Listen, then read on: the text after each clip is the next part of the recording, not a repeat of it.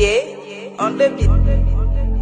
yàlla ñu sàkk jaxali maam ga fi kenn gënul kenn waaye nit li ñu bokk tax foog ñu nekk benn léppi ñëpp lu ne ku ne nga cakkoon réew mi ci nga bokk te liñ mënta séddoo mooy Sénégal kon moo ñu def fii mbokk rafetul tur fi sa mbalit mi naan ñu mbeddum buur e rafetul sànni sa médi ci canal bi naan ñu mbeddum buur nawet ba ngi ñëw yàlla ndox mi wàcc te bañ a ànd ak lor ñuy sàmm yoonu ndox mi ku ne war na la ñor maam yàlla may ñu ndox ba muy wala ngaan ndox mi wàcc fépp naatoo ànd ak jàmm la ñuy ñaan onance mu ngi ci fegu jëm nawet yee sa laat jàppal ma jàpp mën naa tax ñu mucc ci mënd maam yàlla may ñu ndox ba muy wala ngaan ndox mi wàcc fépp naatoo ànd ak jàmm la ñuy ñaan onance mu ngi ci fegu jëm nawet yee sa laat jàppal ma jàpp mën naa tax ñu mucc ci mënd onance jóg na ca teel te gi pexe fegu jëm nawet jongir yee salaat réseau bi ndax kaaraanga gi nekk sa wet ñu ci région yëpp di def opération pré-hivernage déboucher canal yi ndax mbënd mi ba ñu tee otage jàppal ma jàpp dafay war kenn ku nekk ci ñun ñu bañ ci sotti mbalit mbaa suuf te bu sakkee duñu ko muñ ñu dakkal branchement clandestin yi loolu jaaduwul muy garage wala marché ñu bañ ci tabax ci kaw régal yi kondiri ñun ñoo ko bokk nañ ko sàmm waay na ku ne sax ci li ko war mooy jàmmi ñépp waay maam yàlla may ñu ndox ba muy wala ngaan ndox mi wàcc fépp naatoo ànd ak jàmm la ñuy ñaan onance mu ngi ci fegu jëm nawet yee sa laat jàppal ma jàpp mën naa tax ñu mucc ci mënd maam yàlla may ñu ndox ba muy wala ngaan ndox mi wàcc fépp naatoo ànd ak jàmm la ñuy ñaan onance mu ngi ci fegu jëm nawet yee sa laat jàppal ma jàpp mën naa tax ñu mucc ci mënd bu ñu jubee nawet li yëpp ci askan wi tiit onance a ngi def waree fa mais foog ñenn ñi nekk nit sekkar ñi canal yi defar ba mu baax ne ko ràpp tëj gi sàcc kubéer gi sotti ca balit mu indil ñu mënd lépp lëj kondiri buñ ko fàttee mu def bouchon ndox mi génn salte def tata suñu buntu kër yi indil ñu problème mu santé ay na yowén jamono ngi dox ba nit ñi ëpp doole réseau bi mais onance am nay projet ngir yee salaat ñu méngoo maam yàlla may ñu ndox ba muy wala ngaan ndox mi wàcc fépp naatoo ànd ak jàmm la ñuy ñaan onance mu ngi ci fegu jëm nawet yee sa laat jàppal ma jàpp mën naa tax ñu mucc ci mënd maam yàlla may ñu ndox ba muy wala ngaan ndox mi wàcc fépp naatoo ànd ak jàmm la ñuy ñaan onance mu ngi ci fegu jëm nawet yee sa laat jàppal ma jàpp mën naa tax ñu mucc ci mënd أعوذ بالله السميع العليم من الشيطان الرجيم من همزه ونفثه ونفخه ñi ngi leen di nuyu bu baax di leen ziar di leen jaajëfal bu baax di leen ziar ci ajuma ji di ziar waa xadaratu tijaaniya xam naa ni tey moom live bi ñu ngi koy jégalu bu baax parce que dafa dajeek xadara bi ñi ngi ñaan naawo ñu ngi lay ñaan nga ñaanaleel ñu incha allah ñaanal activiste républicain yëpp ñaanal Sénégal jàmm ak salaam ñaanal suma sister Anita Diop ñaanal aussi activistes républicains dans leur ensemble muy mouvement des activistes républicains du Sénégal muy bépp activiste républicain bu nekk ci internet bi di góorgóorlu di liggéey di wax dëgg te yàlla tax donc ñu ngi leen nuyu yéen ñëpp di leen nuyu di leen ziar ñu nekk ci YouTube bi di ziar ñu nekk ci Facebook bi et xam naa bientôt dañu reprendre live sur TikTok di ñaan yàlla liñ fi yëkkati suñ kàddu tey ngeen may ma balaa may tàmbali ma nuyu ziar sëñ Muntaxa Mbàkke Bachir di ko ñaanal yàlla subhanahu wa taala yàlla na yàlla guddal fanam lool te may ko wér di nuyu di ziar sëñ Babacar Si Mansour di ko ñaanal yàlla subhanahu wa taala yàlla na yàlla may ko fan wu gudd lool te mu ànd ak wér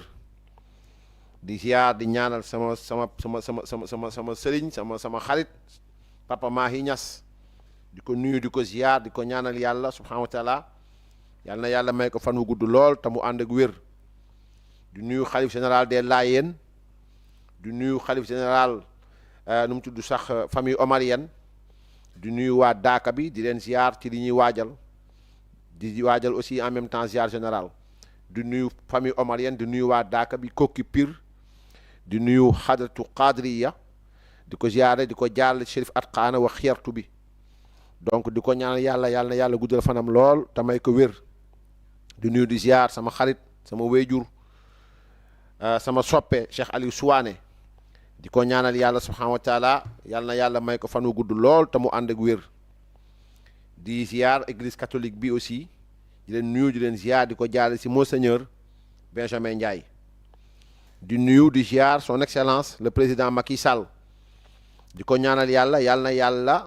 defar yoonam kontaan nañ ci moom lool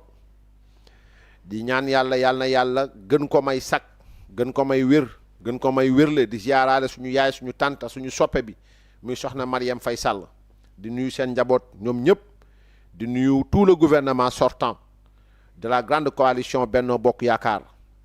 di leen ñaanal yàlla yàlla na yàlla may leen fanu gudd lool te mu ànd ak wér suul ker nag du ko teree feeñ yàlla na yàlla sàmm leen yàlla na yàlla yiir leen yàlla na yàlla wommat leen yàlla na yàlla defaraat seen yoon tous les maanaam tous les ministres tous les directeurs généraux yi ma sa jaar fii tous les présidents de conseil d'administration de conseil d'orientation de conseil de surveillance yéen ñëpp ak bépp leader bépp responsable bu nekk Benno Bokk Yaakaar nuyu naa la ziar naa la jaajëfal naa la def ngeen li ngeen def la waaja waxoon bamba bamba na bambam ba bambam bamba ku bëgg sa bamba bamba te bamba bambawul bamba ja bamba ji du mën a bamba waaye yéen it jàppale ngeen président Macky Sall ba Macky Sall liggéey réew mi képp ku bëgg liggéey réew mi te santu leen gërëm leen dana sonn rek dana dox ba dot waaye du fi def dara donc nuyu nañ leen ziar leen bu baax a baax di am mbégte nag di ñëw ak yéen ci live bi di tàmbali ci li nga xam ni mooy mbirum OFNAC man dama yaakaar ni réew mi excellence monsieur le locataire du palais vous êtes en train de divertir votre peuple monsieur Diomaye Faye ce qui se passe actuellement au Sénégal n'est que divertissement maanaam yéen a ngi nekk Sénégal actuellement di jox sénégalais yi poupée foweekaay doomu foweekaay ñu nekk di ci foo pour ngeen nekk ci leneen loolu la waa armée di wooyee ci combat fixé débordé lu tax ma wax loolu mooy le président nu mu tudd sax présider ou qu'il y a un président parce que li tax may wax loolu mooy moom mooy le seul président bi fu taxaw naan monsieur le président ci même réew donc mën nañ jàpp ne moom am na président parce que moo ko wax du samay wax mais monsieur le locataire du palais nous parle de publication de rapport de l'OFNAC. La presse nulle qu'elle est nous dit Diomaye lève le coude ou bien lève le coude de Macky Sall. Quel coude? Quel rapport? Non seulement l'État est en train de divertir le peuple, mais la presse se fout éperdument du peuple. Pourquoi? Parce que tout simplement, ces rapports ont été publiés depuis le 11 mai 2022. Les rapports 2019, 2020, 2021 de l'OFNAC ont été publiés depuis le 11 mai 2022. Donc, ban publication la ñuy wax lan maanaam li ñuy wax lan lu mu doon lan la wala ñaari rapport OFNAC moo am wala ñetti rapport OFNAC moo am. Le président, on nous dit il lève son coude ou bien le coude de Macky Sall, il demande à ce qu'on publie les rapports de l'OFNAC. La presse, on se lève un bon matin, on voit la presse et toute la presse daanaka nous parlait de bon voilà Mamour Diallo par-ci, Mamour Diallo par-là, mel ni les rapports 2019, 2020, 2021, on ne parle que de Mamour Diallo. Donc ku am xel muus yeewu tuuti di nga xam ni am na destination wax ji maanaam wax ji am na lu mu junj. Malheureusement au Sénégal li ngeen di gis nii mooy OFNAC page OFNAC la page OFNAC Sénégal maanaam le 11 mai 2022 lañ génn rapport 2019 2020 2021 on revient en 2024 pour nous demander pour nous dire que ni la publication non mais qu'est-ce qui se passe au Sénégal mbir mi au fait mooy maa ngi ciy ñëw léegi parlant dañuy tànn benn dossier ci dossier 2019 2020 2021 ñaar ngay dégg ñuy wax Mamour Diallo épinglé Atepa Goudiaby épinglé kooku moom intéressé wu ma mais l'essentiel mooy dafa mel ni rapport yëpp benn épinglé moo ci am kon am mbir mi dafa am lu mu junju. Mamour Diallo est l'ennemi ou l'adversaire de qui? Donc ci loolu laa bëgg indi ay leeral yoo xam nag daa ànd ak ay firnde mooy rapport boobu ñuy wax au fait on nous parle de détournement de 94 milliards oubliant que nu mu tudd sax ce dossier a été vidé par le tribunal cour d'appel ba ci cassation ba ñëw ba ñu condamné état du Sénégal à payer bi jiitu mooy l'affaire numéro 222 du 13 juillet 2021 accusation kon fa la tàmbale l'affaire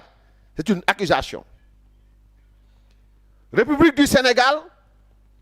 cour d'appel de Dakar chambre d'accusation ministère public Mouhamadou Moustapha Sey avocat général et Ousmane Sonko kon mbir maa ngi noonu quand on parle de ministère public c'est le procureur de la République maître des poursuites bu ñu la waxee ministère public mooy kiy toppaate mooy le procureur de la République ak kan Ousmane Sonko mi ne woon porte na plainte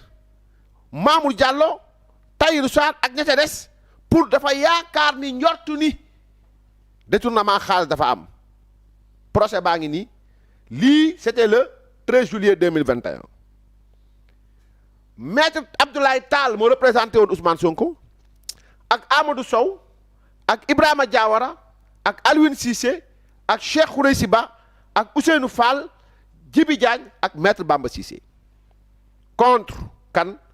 contre Mamour Diallo Meissa Ndiaye Seydou Sarr di Tahirou ñoom benn avocat lañ amoon Seydou Diagne maître Seydou Diagne donc lii moo nekk chambre d'accusation entre le ministère public et Ousmane Sonko ci benn wàll ministère public muy procureur de la République ak Ousmane Sonko ñoo jàkkaarloo woon ak kan Mamour Diallo Meissa Ndiaye ak Seydou Sarr miñ fi jiiñoon ni dañoo génn ci xaalis Sénégal juróom-ñeent fukk ak ñeent ci ay milliards luubal ko tribunal lii la doon àtte kon àtte baa ngi nii inculpé ci la leen toppee faux njuuj njaaj usage de faux jëfe-njëfu yuuj njaaj escroquerie càcc portant jëm ci deniers publics alalu askan wi loolu la leen toppee woon complicité ak faral koo xam ni sàcc nga ku jëm ci alalu askan bi portant sur et concussion ca beneen wàll ga la cour muy ban cour la chambre d'accusation bi àtte mbir mi mooy ban cour d'appel kan la woon Amady Diouf moo nekkoon président bi ak kan Mamadou Ndoye et Saliou Ndiaye ñoo nekkoon conseiller ak kan Mouhamadou Bamba Ndiaye moo nekkoon greffier bi bañ àttee lii dañ ne Ousmane Sonko dama ci beneen page dañ ne Ousmane Sonko li ngay wax nii sawaay daara leeru la ci du dëgg waxoo dëgg mbir mi dëgg newu ci condamné nañ la au dépens mi ngi nii donc par ces motifs statuant en chambre de conseil hors la présence du ministère public des conseils des parties et du greffier en la forme déclare l'appel recevable au fond confirme l'ordonnance entreprise condamne Ousmane Sonko aux dépens ainsi fait et prononcé par la chambre d'accusation de la cour d'appel Dakar les jours mois et ans que dessus et ont signé le présent arrêt le président et le greffier donc fii mooy bu njëkk bi Ousmane Sonko condamné nañ ko xam nga loolu leer na kon nu mu tudd sax mbir mi foofu leer na mooy tribunal bu njëkk bi bañ àttee lii Ousmane Sonko nee na d'accordul ginnaaw ba moom du mës a d'accord mu ne d'accordul ñu dem ci bi tiim cour d'appel muy ban ñu jëm ci cour de cassation demal donc foofu ña nga fa dem fan ordonnance aux fins de déchéance numéro 53 du 27 décembre 2021 ba léegi ñi ngi nekk ci lan ci jiiñ biñ jiiñoon Mamour Diallo dafa sàcc 94 milliards moom ak Tahirou Sarr ak Meissa Ndiaye ba léegi mbir mi ngi continuer ci lan lañ sukkandiku ci mbirum rapport OFNAC 2019 2020 2021 bi ngeen wax. Cour suprême, le président de la chambre criminelle sur la procédure aux fins de pourvoi. Affaire J297 sur RG sur 21 du 12 août 2021. Matière criminelle, procédure accélérée. Ousmane Sonko, maître Abdoulaye Tall moo ko représenté mais fii ma wax la demul sax maanaam maître Tall demul sax ci procès bi. Contre kan Mamadou Mamour Diallo et deux autres. mooy kan Meissa Ndiaye ak Tahirou Sarr. kan moo nekkoon président bi Abdourahmane Diouf président de la chambre rapporteur Abdourahmane Diouf parquet général Mouhamadou Mansour Mbaye Mouhamadou Mansour Mbaye greffier Rokhaya Ndiaye Guèye. entre mbir mi nan la demee woon entre Ousmane Sonko sans autre précision janu ko sax faisant élection de domicile en l'étude de son conseil maître Abdoulaye Tall avocat à la cour 57 avenue Assane 2 ex Albert Sarraut Dakar téléphone 33 823 70 114 email atal 213 @yahoo.fr. demandeur mooy laaj ngir lan ngir ñu attewaat mbir mi ak kan ak Mamadou Mamour Diallo Meissa Ndiaye ak Tahirou Sarr ñooy ñan ñooy ñi nga xam ne nañ alam likk liñ leen jiiñ dara amu ci. Statuant sur le pourvoi formé suivant de déclaration souscrite au greffe de la cour d'appel de Dakar le 14 juillet 2021 par maître Abdoulaye Tall avocat à la cour même page bi la Youssou. Muni d'un pouvoir spécial dûment signé et délivré par Ousmane Sonko contre l'arrêt numéro 222 mooy ban bi ma leen liiral léegi mu ne statuant dañu war a toog ci lan lii nga xam ni maître Abdoulaye Tall moo ko bind mooy lan ne d'accordul ci atte biñ ko atte woon mi ngi déposé mbir mi kañ dañu ngi atte woon mbir mi le 14 juillet 2021 la cour d'appel atte woon wax naa lañ ko léegi ñoom ñu dem li nga xam ne mooy cassation kañ lañ fa dem le 12 août 2021 ñu ne lan ñu ne Ousmane Sonko moo maître Abdoulaye Tall mu ne Ousmane Sonko moo ko jox këyit bi ne d'accordul ci atte bi ñu atte woon muy arrêt numéro 222 rendu le 13 juillet 2021 par la chambre d'accusation de la dite cour qui dans l'affaire l'opposant Amadou Mamour Diallo et autres a confirmé l'ordonnance de entreprise et condamné le susnommé aux dépens. ñun Abdourahmane Diouf ñi jiite chambre criminelle bu cour suprême bu ñu saytoo ba xool procédure enregistrée numéro J 297 RG/2021 bu ñu ko saytoo ba xool ko Ousmane Sonko contre Mamadou Mamour Diallo et deux autres vu la loi organique numéro 2017-09 du 17 janvier 2017 vu les conclusions du procureur général près la Cour suprême en date du 12 novembre 2021 tendant à la déchéance après en avoir délibéré conformément à la loi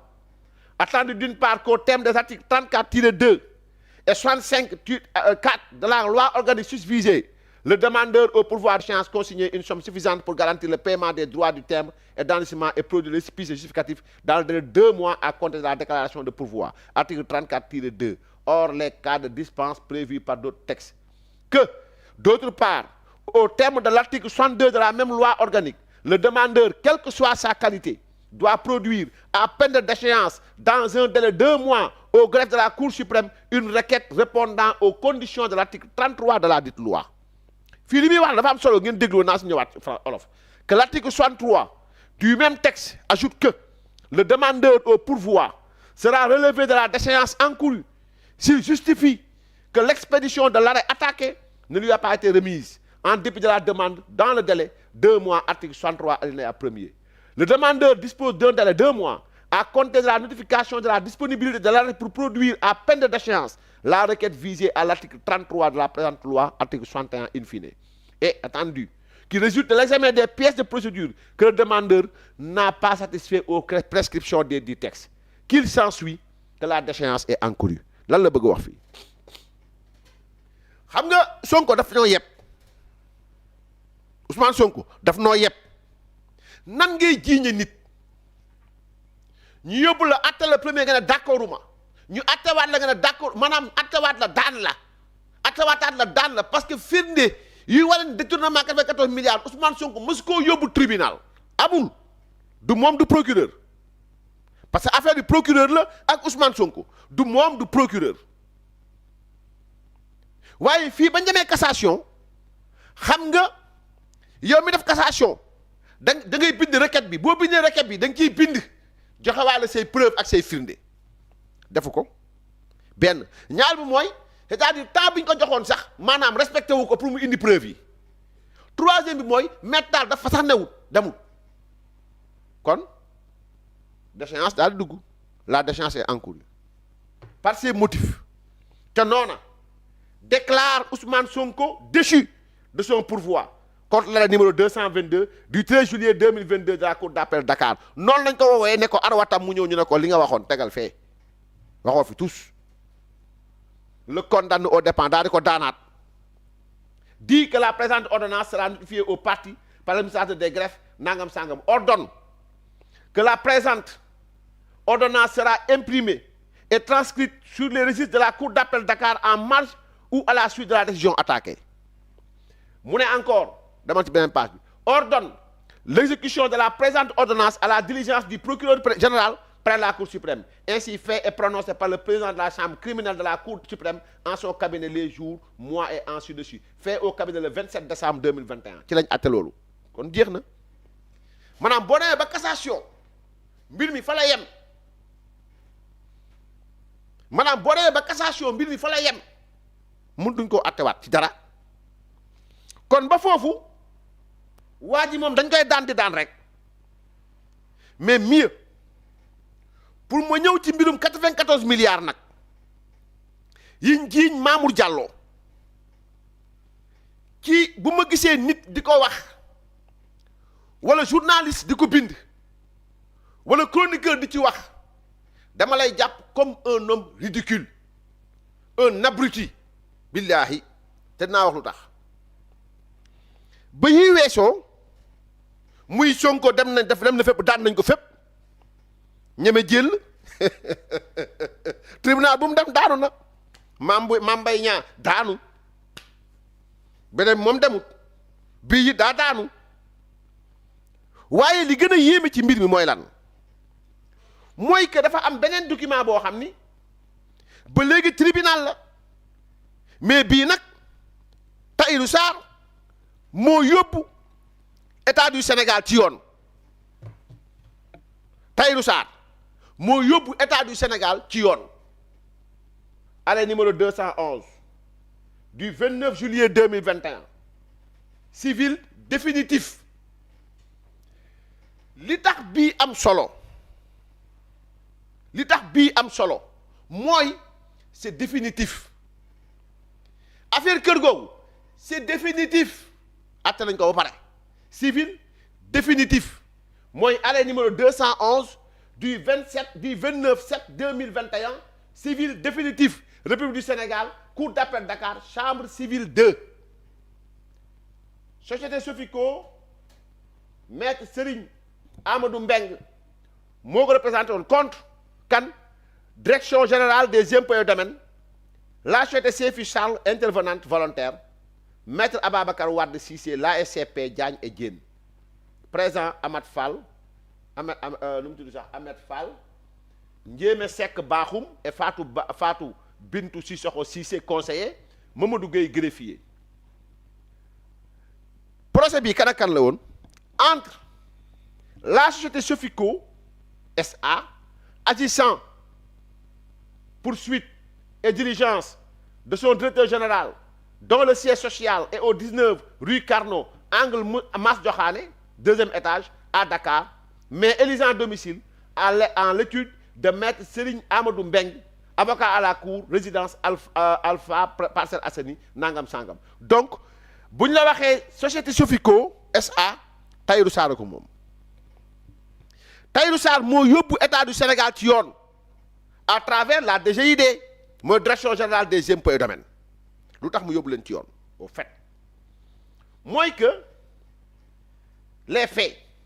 suivant exploit en date du 9/1/2020 de maître Abdoulaye Ba huissier de justice à Dakar la société Sofico a interjeté appel contre l'ordonnance numéro 256 xam nga Tahirou Sarr créance la def maanaam créancier la da ngay am sa bor mu ñëw jënd bor bi maanaam ba waa kër ga amee bor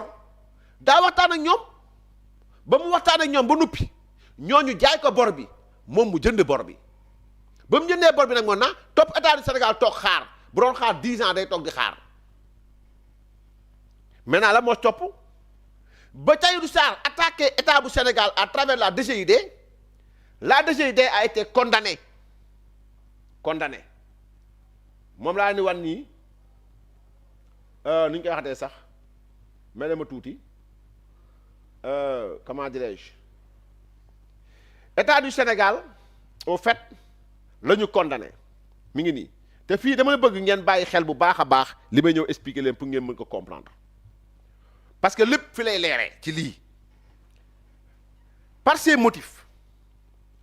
statuant publiquement contradictoirement en matière civile et en dernier ressort en la forme infirme l'ordonnance attaquée maanaam ñu doon wax ne Tahirou Sarr amul droit am créance tribunal vie civil définitif nee na lañ njëkkoon wax arrêt 256 bi ne Tahirou Sarr amul droit def créance loolu dañ na am na droit bi loolu moo jiitu beneen bi mooy en la forme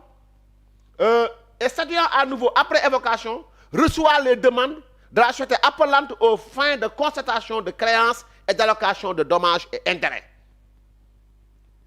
au fond constate saa yow yaa ngi ci bi ma la mujjee yónnee moom la bi ma def flèche yu verte yi donc en la forme infirme l'ordonnance attaquée et statuant à nouveau après évocation reçoit les demandes de la société appelante aux fins de consultation de constatation de créances et d'allocation de dommages et intérêts kon fii li ma bëgg expliquer laa bëgg ngeen déglu ko saa yaa ngi ci donc verte yi fi ñu ne fi ma def flèche yu verte yi indil ma ko waaw donc au fond constate les créances respectives des sociétés appelantes et intervenantes volontaires de 44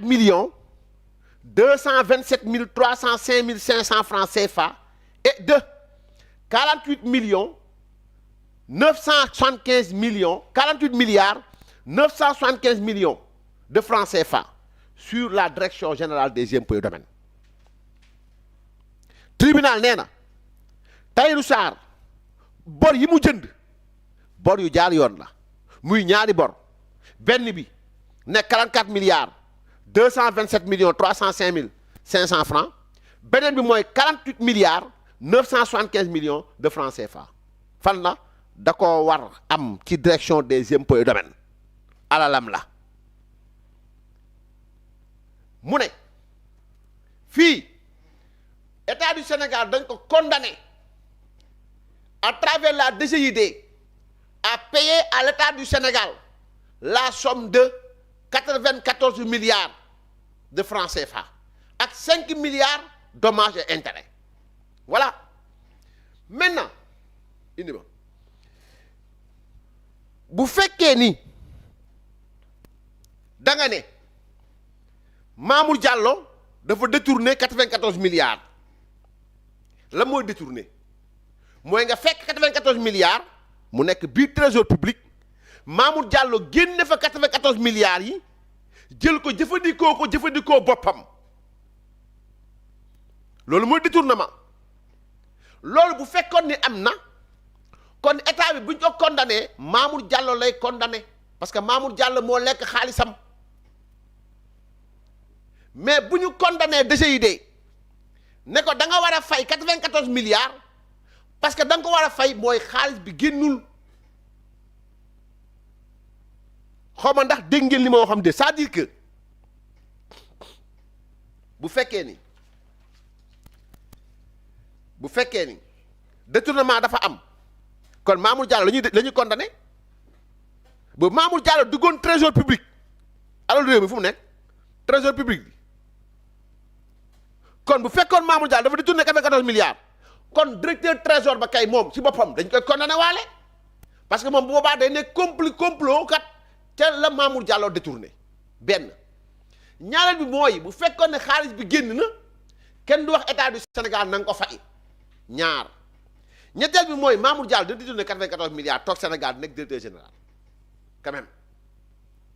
kon ce qui se passe actuellement au Sénégal mooy que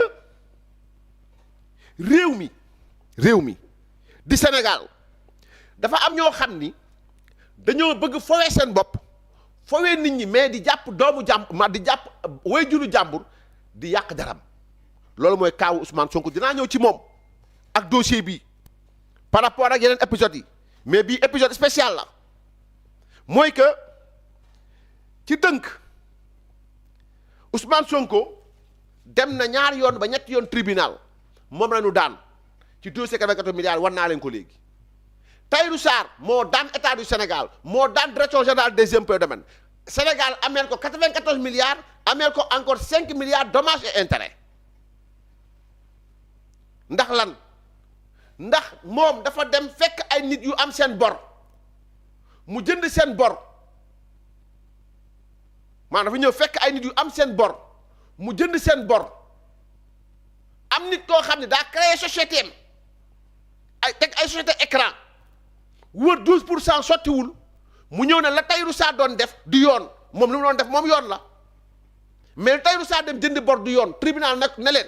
Tahirou Sarr bor bi mu jënd yoon la yoon may nag ko moom lay wax ni constate les créances respectives des sociétés appelantes et intervenantes volontaires de 44 milliards 227 millions 305 500 francs et de 48 milliards 975 millions de francs CFA sur la direction générale des impôts et domaines.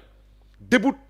la société appelante ou en sa demande de paiement de intérêt dit que le trésor public est tenu des dépens. Trésor public est tenu des dépens. Voilà. Donc ainsi fait, jugé et prononcé publiquement par la Cour d'appel Dakar, séant au palais de justice de la ville en son audience publique et ordinaire du 29 juillet 2021 et à laquelle siégeait monsieur Ahmed Fall, président, madame Ndiémé Seck Bakhoum et madame Fatou Bintou Sissoko, conseillère, et avec l'assistance de maître Mamadou Gueye, greffier. Et on signe le présent arrêt, le président et le greffier. Kon li leer na kon bu ngeen di wut dossier wut leen beneen parce que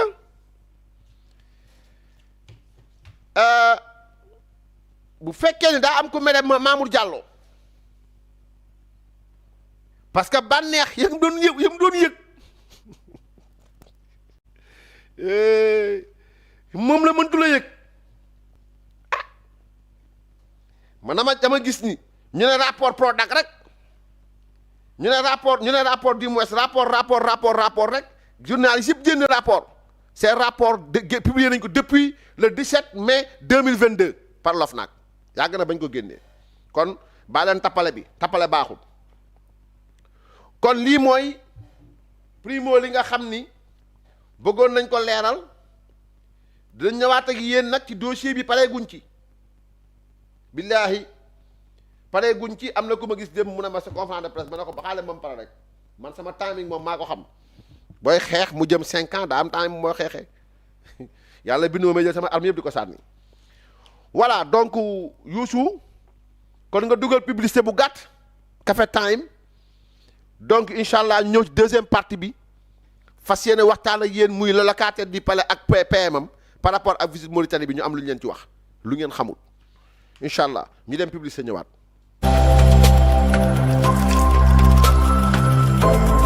Café Time, c'est une émission qui va vous apporter chaque matin une dose d'énergie positive avec des invités captivants et des actualités fraîches. Commencez votre journée avec nous pour un réveil qui stimule l'esprit et éclaire votre journée. Rendez-vous du lundi au samedi de 8h à 9h30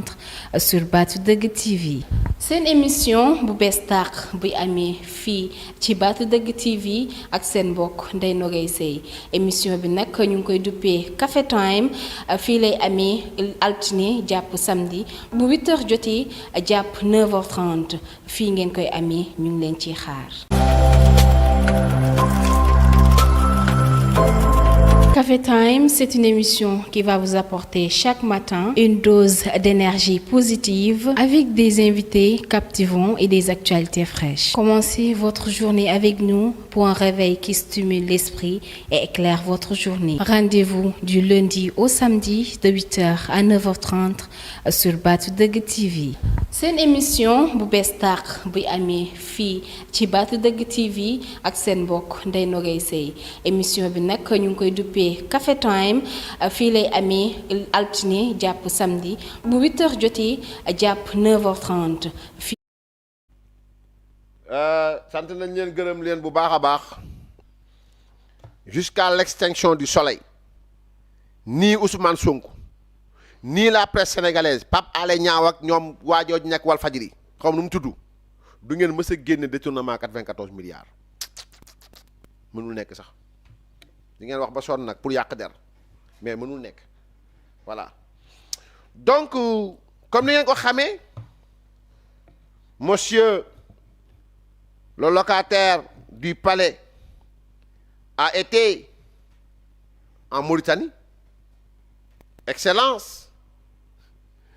qui excelle dans son art et ne me demandez pas lequel, monsieur le locataire de l'immeuble Roum. Il a consacré sa première visite officielle en Mauritanie. Il a salué à son retour des relations de bon voisinage, d'amitié et de collaboration. Il a aussi parlé de convergence de vues entre nos deux pays. waa ji nekk palais au fait nee na demoon na Mauritanie. nee na mooy première visite am effectivement bu mu def génn réewu Sénégal jaajëfal na bu baax a baax li nga xam ni mooy relation yi nga xam ne am na muy relation dëkkandoor yu am bu baax yu nekk diggante Sénégal ak Mauritanie ci xaritoo geeg mais jëflante gi waaye nee na ba mu ñëwee Sénégal di ko déglu mu ne ñoo bokk gis-gis ñu nag waa Mauritanie maanaam gis-gis ki benn la diggante suñu réew ak Mauritanie. man ma jaaxle comme te joomaay mooy Sonko mooy joomaay qu'ils nous disent ce qui a changé car son PM indigne de confiance disait à l'Assemblée nationale que toute invocation au bon voisinage avec la Mauritanie relevait du naféqisme je le cite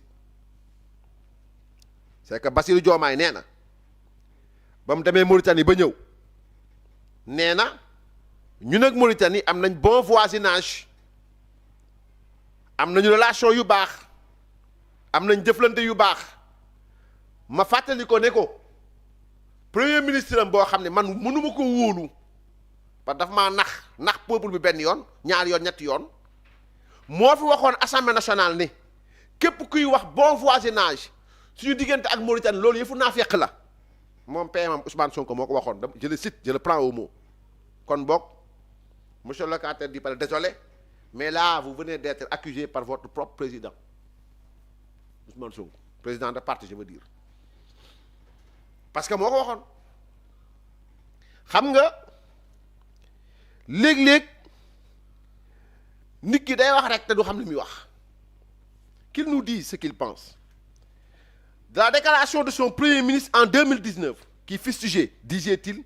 l'octroi de la rive gauche par Senghor à la Mauritanie. Sonko avait annoncé publiquement que les Mauritaniens de cette partie du pays étaient en vrai des Sénégalais, niant ainsi leur appartenance à leur communauté nationale. Connaissant la situation identitaire en Mauritanie, le locataire du palais pense-t-il, comme son PM, que des Mauritaniens avec un passeport mauritanien sont en fait des Sénégalais? Sont-ils donc des réfugiés dans leur propre pays? C'est-à-dire, Diomaye nanu wax moom mi dëkk Palais nañu wax lan la gis ci déclaration bi Ousmane Sonko defoon en 2019 defaat na ko sax ci campagne bi doon wax ni Senghor moo joxe wàllu càmmoñ ci Sénégal may ko Mauritanie moom Ousmane Sonko mu taxawoon ñëpp di ko dégg mu ne Mauritaniens yi nekk ci rive gauche Mauritanie maanaam ci rive gauche bi ay sénégalais lañu xam nga loolu bu ko waxee mooy kon ñooñu am carte d'identité ñooñu am passeport nekk biir Mauritanie ay réfugiés lañ seen biir dëkk parce que dëkkuñu fa ñuy laaj Diomaye lan la ci xalaat ndax day xalaat comme premier ministre am ba mu demee Mauritanie ndax wax na ko foofu parce que Diomaye mooy Sonko Sonko mooy Diomaye kon lu Diomaye xalaat Sonko xalaat na ko lu Sonko xalaat Diomaye xalaat na ko lu Sonko wax Diomaye ko wax lu Diomaye wax Sonko ko wax parce que yéen a ko wax damay wax parce que Ousmane Sonko ko fa waxoon donc je crois oui Diomaye pense comme Sonko par déduction Diomaye mooy Sonko Sonko mooy Diomaye. Le Sénégal et la Mauritanie partagent les ressources du bloc de gaz GTA. Mais selon Sonko en 2019, ce bloc appartient exclusivement au Sénégal, qui a donné 50% à la Mauritanie. Il dénonçait l'accord de partage des ressources signé entre les deux pays avec des arguments débiles, dignes d'un client de salon de massage au sortir d'un jacuzzi après de 12 caresses de 4 mères expertes en massage hyper et super thérapeutique. Des arguments plus que débiles sur le taux de natalité ou la taille de la population. Quelle ignorance et quelle crasse ignominie. Maintenant qu'ils sont aux affaires, vont-ils casser cet accord et donner 100% du gaz au Sénégal? Ba nga demee Mauritanie, excellence, locataire du palais. ñun ak Mauritanie dañoo bokk gaz bi mu ne ñooy GTA ñu bloc bi fa nekk. waaye bu ñu seetloo ce premier ministre en 2019 moo fi waxoon ne gaz bi ñu gis foofu Sénégal Sénégal warul jël 50% Mauritanie jël 50% moom moo ko waxoon moom moo waxoon ni Mauritanie mënu jël 50% Sénégal jël 50% parce que Sénégal moo ëpp Mauritanie Sénégal moo ëpp population Mauritanie. kon partage bi jaar yoon ndax moom Diomaye ba mu demee wax na ko wala waxu ko xam nga da ngay nekk opposant ne fi yëpp sénégalais yi lo neex nga wax booy di tàccu wóoy naa man vidéo bi léegi dama lañ koy tegal ngeen dégg ko muy wax gaa naan wóoy tey tu es aux affaires yaa ngi nekk aux affaires ndax aujourd'hui bi ngeen nekkee aux affaires lorsqu'il dénonçait l'accord de partage des ressources signé entre les deux pays avec des arguments débiles, dignes d'un client de salon de massage au sortir d'un jacuzzi après 12 caresses de 4 mains expertes en massage hyper et super thérapeutique. Des arguments débiles. Donc, sur le taux de natalité et la taille de la population. ndax tey ba Diomaye demee Mauritanie wax na le président mauritanien ne ko man ak yow mënuñoo tolloo on va renégocier l'affaire parce que maa la ëpp population parce que maa la ëpp ay nit maa la ëpp droit ci gaz bi ndax wax na ko bu ko waxalee mooy da ngeen yépp sénégalais yi parce que loolu ngeen leen waxoon. Maintenant qu'ils sont aux affaires, vont-ils casser cet accord et donner 100% du gaz aux Sénégalais? L'indigne de confiance disait aussi: les Mauritaniens emprisonnent ou tuent nos pêcheurs. moo ko wax de li ma fi wax yëpp diffamé wu ma ko damay ñëw teg wax ji léegi moo ko wax. Que pense le locataire du palais de cette déclaration? Traite-t-il un pays frère de meurtre systématique de citoyens sénégalais? Sonko mooy Diomaye, Diomaye mooy Sonko. Lu Sonko wax Diomaye ko wax, lu Diomaye wax Sonko ko wax. Sonko moo waxoon wax ji. Donc Diomaye est allé rendre visite à un pays qui tue nos pêcheurs et d'une manière systématique. Ça, c'est la déclaration de Ousmane Sonko dans l'opposition. Il disait aussi: nous avons besoin d'eau et il faut revitaliser les vallées fossiles. Wade avait reculé car intimidé par les Mauritaniens. Macky Sall n'avait rien tenté. Donc, qu'ils nous disent, ñoom ñaar, s'ils vont désormais procéder à la revitalisation des vallées fossiles, l'ont-ils dit hier au président mauritanien? Xam nga mbirum xëcc ndox mi mu ñëw mbirum dex gi moom dafa taxawoon di wax mu ne Wade dafa arrière parce que dafa ragal mauritanien yi Macky Sall jéemul dara mais ñun bu ñu ñëwee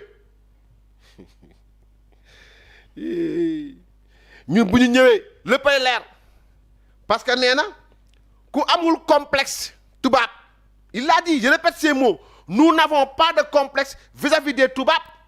donc hors de question d'en avoir avec les Naar et par là dans son entendement tubaab est supérieur à Naar il l'a dit nous n'avons pas de complexe vis-à-vis des tubaab donc hors de question d'en avoir avec les Naar ñun amuñu complexe tubaab waxuma laa kub Naar Ousmane Sonko ko waxoon ginnaaw ba léegi nag yéen a jiite réew mi ña ngeen doon waxal ñuy tàccu ña ngeen doon waxal naan gaz bi warul jaarul yoon 50-50 la war a doon ñuy tàccu nee na waxal mbirum vallée fossile bu ñu faloo Senghor daa dawoon Abdoulaye dafa dawoon Macky Sall jéewul mais ñun bu ñu ñëwee ñun xawla ñu tubaab sa waxuma la ak Naar actuellement yéen a fi ne dem ngeen Mauritanie ba ñëw ndax Diomaye mooy Sonko mooy Diomaye ndax ba ngeen demee Mauritanie wax ngeen leen ne amuñu seen complexe par force dañuy laal dex gi.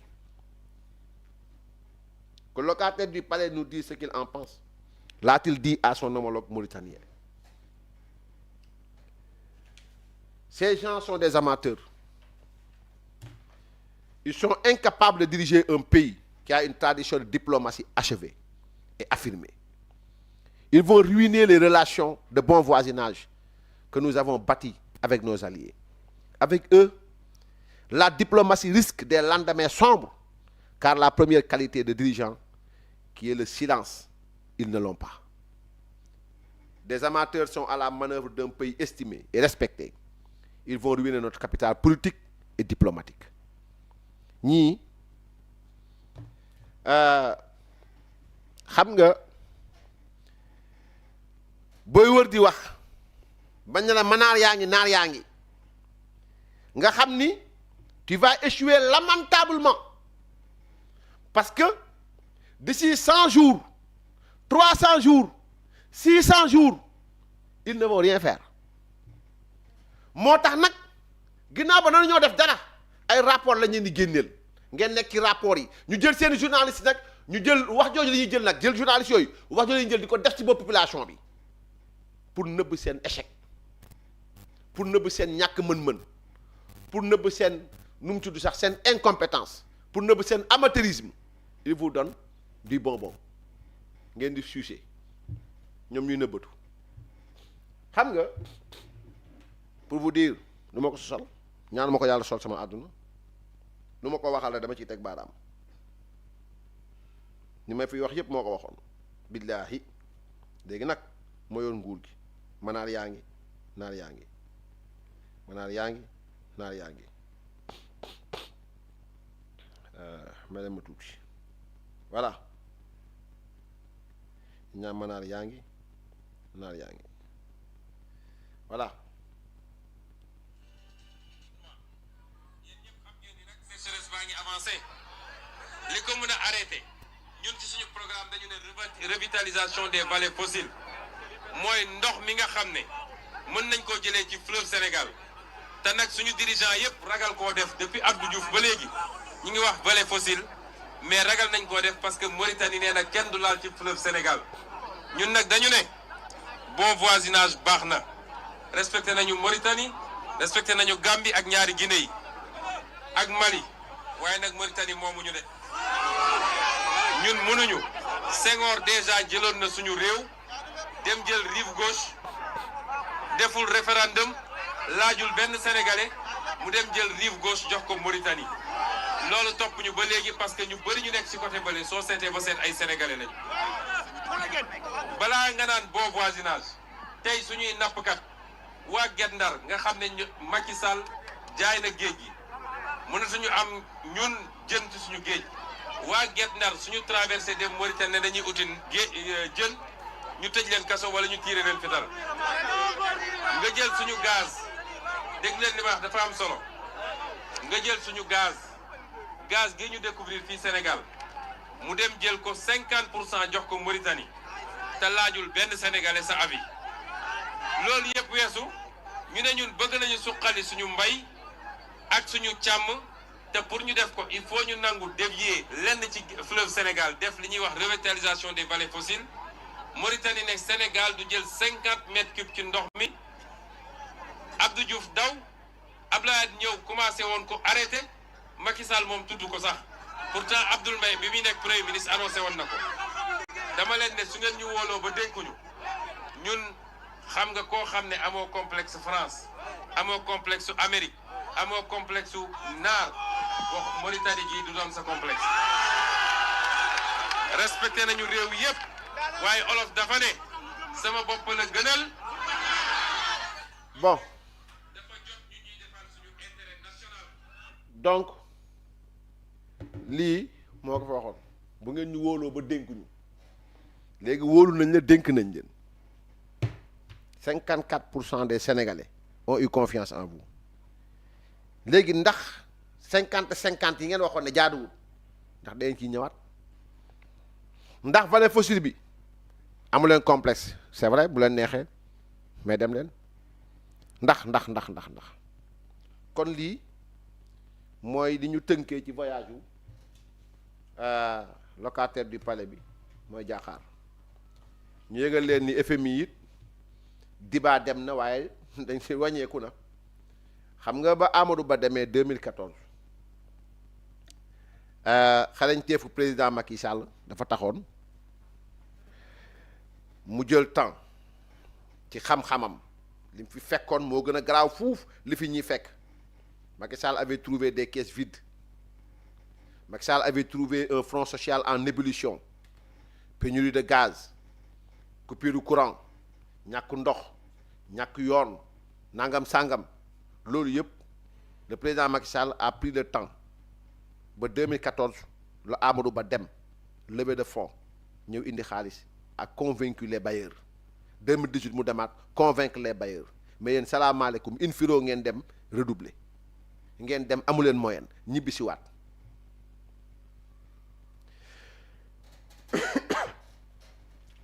donc loolu mooy li nga xam ni bëggoon naa ko wax ci divers yi nag ma déggaat la locataire du palais di wax ci mbirum audité man damay yéemu léeg-léeg te Sénégal nag yëfu naa fekk dafay commencé bëri xam ngeen lu tax boole nañ audit foncier bi ok d'accord nañ ko audit man aw ma fi kër mais bu nekkee ni dañ ne ñoom Farba Ngom délinquant foncier ñoom nangam délinquant foncier mais syndicat des agents des impôts et domaines nag xanaa ñoom ay complices lañ c'est-à-dire xanaa syndicat des agents des impôts et domaines ce sont les complices des délinquants fonciers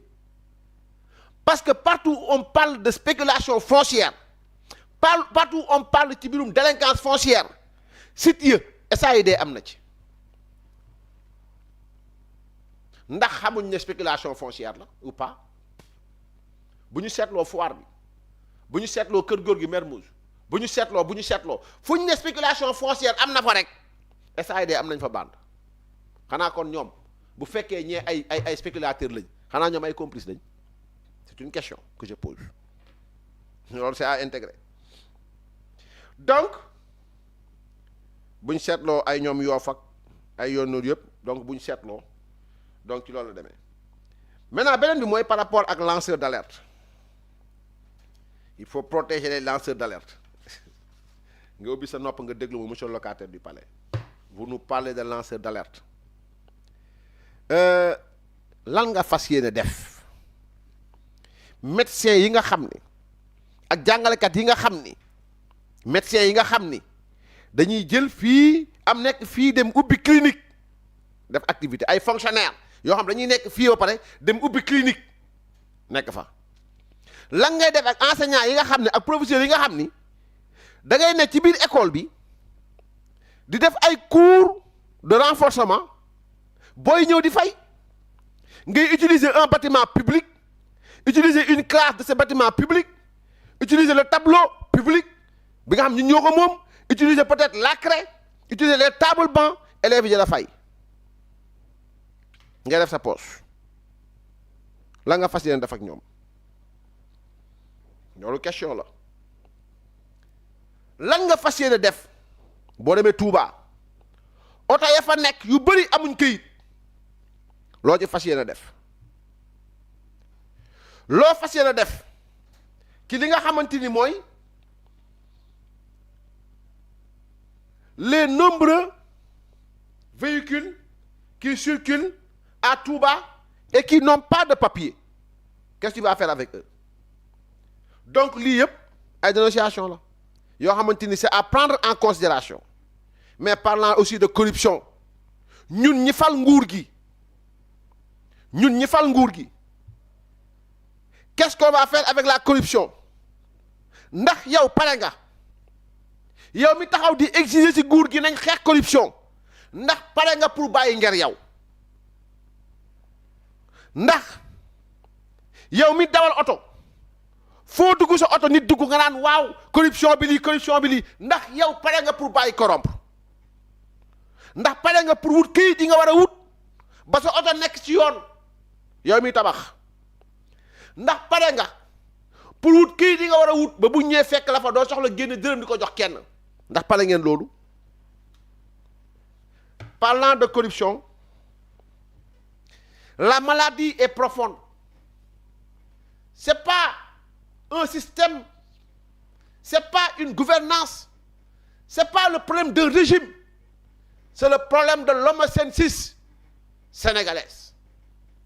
ou bien l'homosénégalensis. ci loolu laa ñëw ci kilifa bu Y'en a marre parce que dégg naa la sans limite yow ak Pape Moussa Sow ngeen wax ba maanaam yow yaa fa tudd sama tur sax Pape Moussa Sow na sa wet di dëggal man kenn du ma teg plateau ku ma teg plateau it boo ñëwee it di ma fiy fekk au fait est-ce que kilifa am nga droit au chapitre pour mën a taxaw Sénégal di critiquer doomu aadama tegal ma vidéo bi.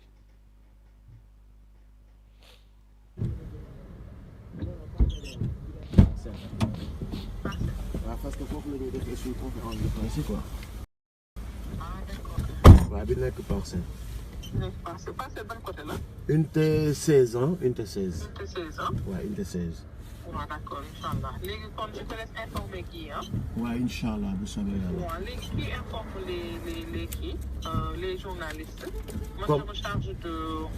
du perdium. bon comme d'habitude bon comme yow yaa doon leen informer. Parce que là man bu fekkee comme demee la nii là je suis pas ouais je suis pas en mesure de kii nii comme yow yaa ngi suivre ak ñoom. ok yow kii leen ko boo defee benn affiche peut-être le plus vite possible man su ma ko jotee ma envoyé ko samay contact quoi. waaw d'accord. voilà. ok. jégalu ñu ngi ñëw. d'accord ok d'accord. kon léegi mu ngi ñëw xaaral foofu. conférence de presse bi waaw xaaral ma def kon benn communiqué rek ma yónnee la ko. waaw d'accord. waaw d'accord inchallah waaw. ok inchallah. ok kon je te laisse informer kii ah. d'accord. waaw mais il faut que ma am les détails heure bi ak yooyu. 16h on avait dit 16h. 16h d'accord. 16h ok d'accord inchallah. ok c'est bon d'accord. merci. bis compter. lii booy loo ciy compter. compter 2000. non lii doo ko mën a compter. doo ko compter. non maintenant lu ma ciy compter. waaw. ay 2000 ok. mu lijjanti woon nga 3 yii léegi nga waxoon wala 3 lijjanti woon. fan laay lijjantee 3. léegi xoolal. waaw bëgg ñu noppi ba xam. passeport baa ngi nii. jaarale xoolal kii soo ma ko mënee dimbalee.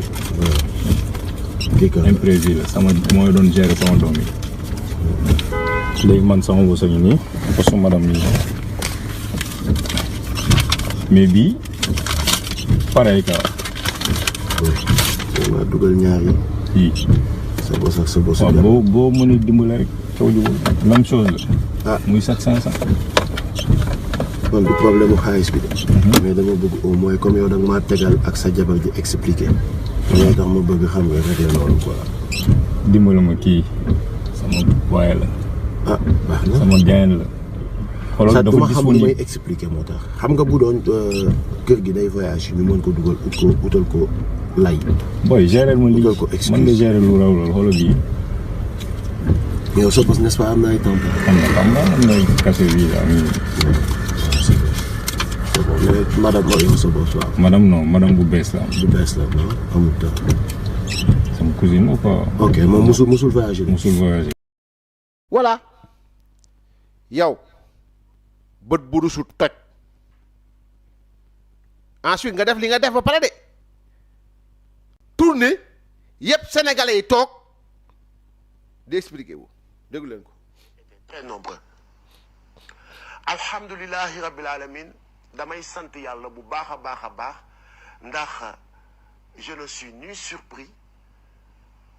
je ne suis aussi ni étonné je ne suis aussi ni vraiment surpris. Je suis dans l'espace public nekk un activiste confirmé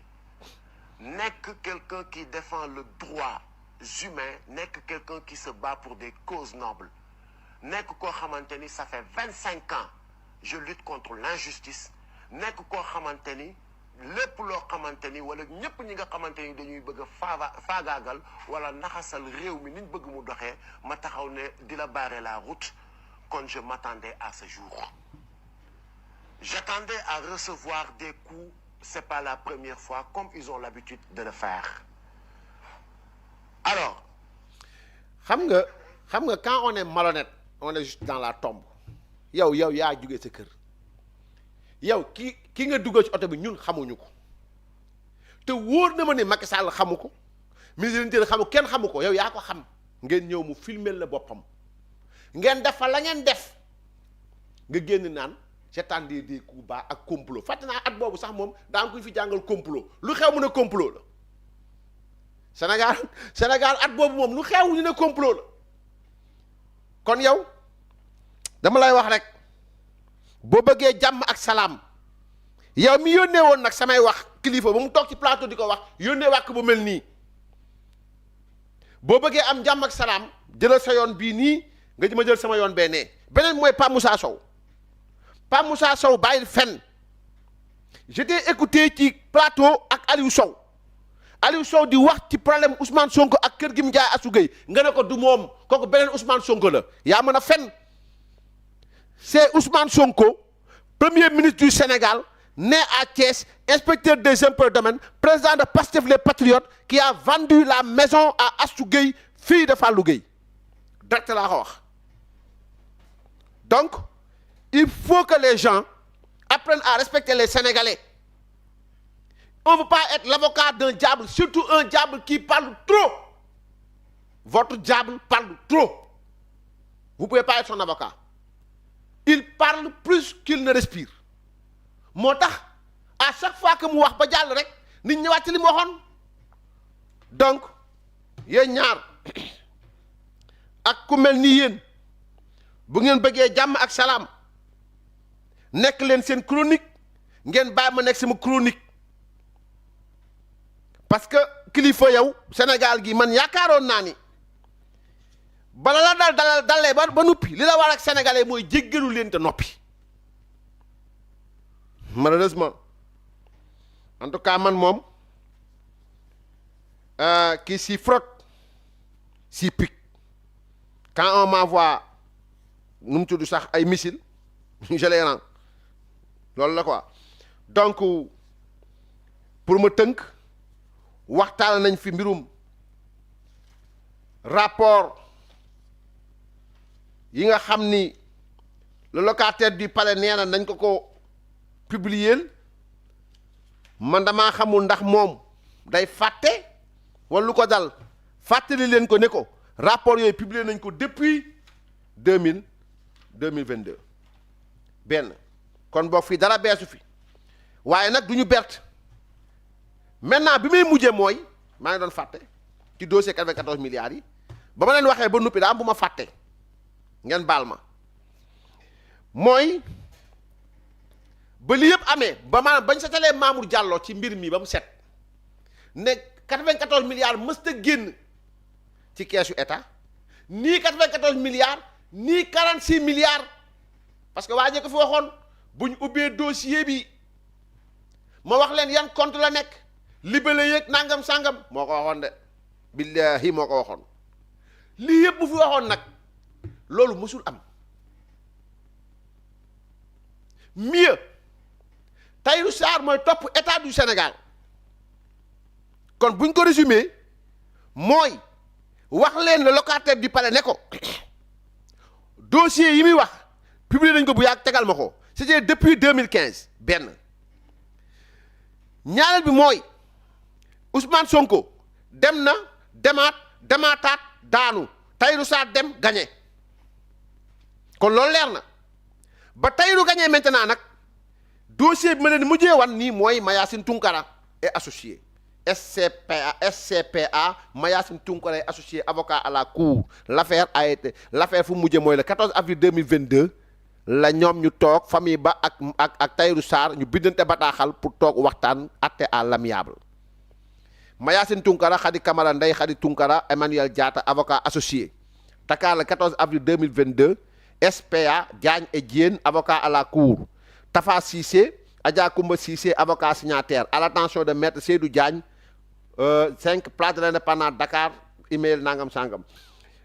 numéro de référence pro xam nangam chers confrères, il m'est revenu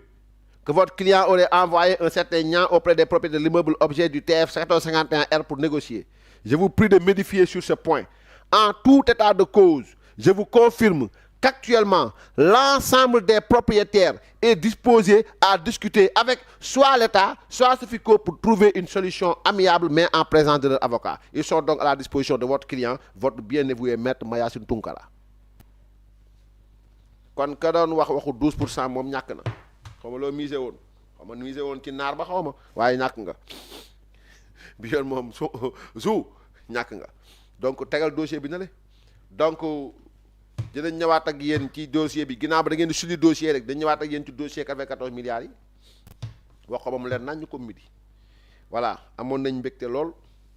sant leen gërëm leen di encourager nag le ministre des finances Diba parce que xadam dellu mën nga dem benn yoon gaañ la il faut revoir ta copie wax bi sax moo doy waar quoi yal leen yàlla jàppale rek ginnaaw ba Sénégal ngeen di liggéeyal moom Diomaye moom man yéenuma ko lu bon mais ginnaaw ba Sénégal ngeen di liggéeyal rek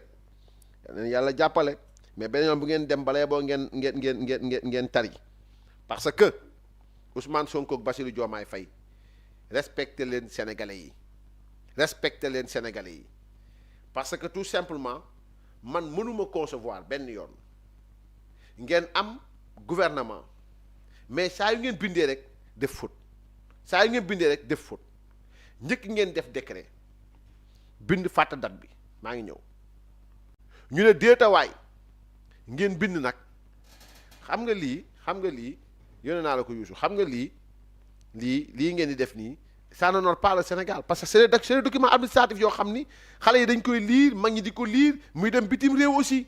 quand même prenez le temps de lire parce que mënuma concevoir un décret signé et contresigné muy am faute yu mel noonu respectez les Sénégalais bokk yow yónnee naa la ñaar yëpp parce que benn bi jiitu mooy nu mu tudd bi jiitu mooy bi ma la yónnee le premier ministre et le ministre des finances et du budget sont chargés chacune. Depuis quand Ousmane Sonko nekk jigéen depuis quand le ministre des finances et du budget nekk jigéen chacune en ce qui le concerne mooy flèche boobu zoom ko bañ gis ko le premier ministre et le ministre des finances et du budget sont chargés chacune en ce qui le concerne ba pare tu fais une double faute chacune en ce qui le concerne chacun en ce qui le concerne ou chacune en ce qui la concerne quand même beneen bi vous nous sortez un décret ngeen fàtte verbe bi le premier ministre et le ministre de l'urbanisme des collectivités territoriales et de l'aménagement des territoires chacun en ce qui le concerne virgule de l'exécution du présent décret qui sera publié au journal officiel une phrase sans verbe conjugué c'est pas une phrase. Le ministre de l'Intérieur, le Premier ministre et le ministre de l'Urbanisme, des collectivités territoriales et de l'aménagement du territoire, chacun en ce qui le concerne, de l'exécution du présent décret qui sera publié au journal officiel. La phrase n'a pas de verbe. Et c'est signé Bassirou Diomaye Diakhar Faye, contre-signé même sax boo xoolee kii saisir mooy loolu.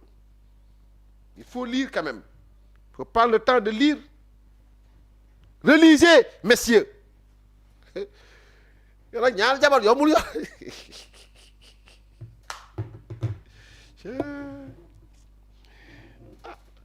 xanaa ñu woo Adji Sarr rek moom bu ñëwee moom d'une manière thérapeutique elle va nous aider du moins à voilà à mettre les chacun et les chacune là où ils doivent être. kontaan nañu lool amoon mbégte jàkkaarloo gi yéen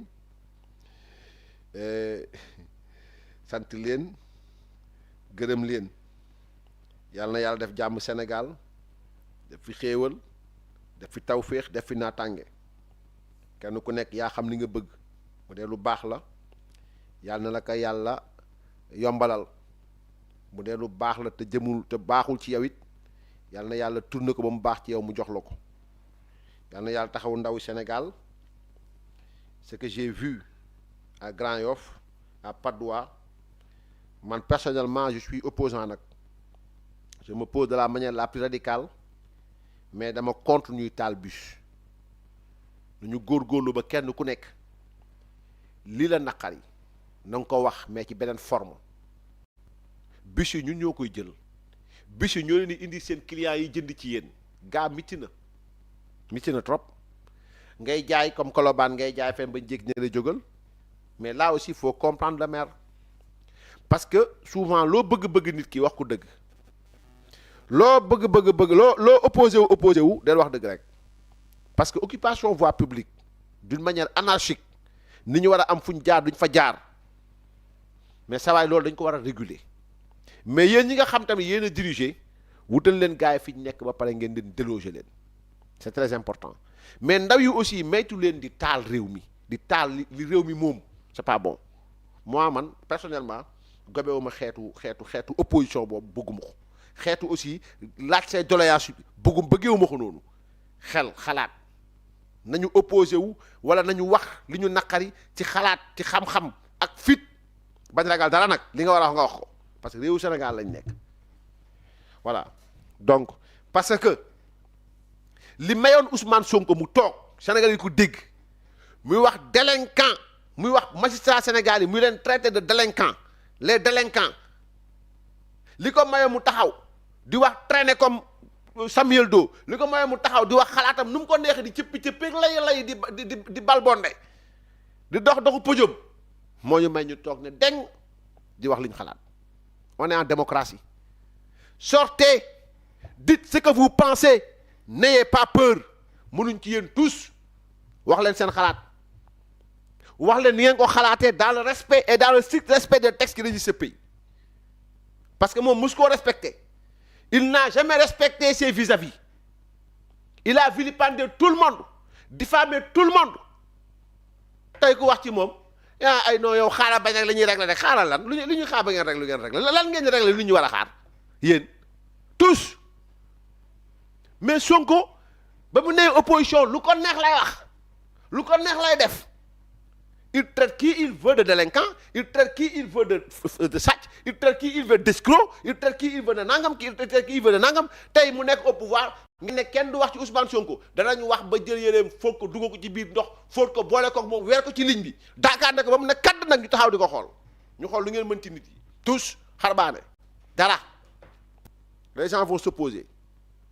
et puis ku fi fen ñu wax ko Ousmane Sonko a raconté des contre-vérités et loolu mënu leen ko bañ parce que tout simplement loolu moo am et dans tous les dossiers presque yi mu fi yëkkati c'est des contre-vérités il dit pas la vérité acceptez-le comme tel et vivez-le comme ça parce que yéen a choisir tànn ko moom d'accord mais ñun ñoo choisir wax leen ki mu doon ngeen bëgg ko gëm ak ngeen ñàkk ko gëm c'est ça le problème donc maintenant ku ci war a wax waxal li nga war a wax mais nag bu leen toj bu leen taal bu leen saaga bu leen tuumaal te amu leen preuve c'est ça wax leen réew démocratie lañ nekk wax leen répétez après moi Ousmane Sonko a dit des contre-vérités concernant son patrimoine, des contre-vérités concernant l'affaire 29 milliards, Prodac, des contre-vérités concernant l'affaire 94 milliards, des contre-vérités concernant nangam. Lu fi wax mi contre-vérité wax leen ko. Point barre. Sant naa leen, gërëm leen. Wassalaamu aleykum wa rahmatullahi taala wa barakaatuhu. Jaa ngeen jëf.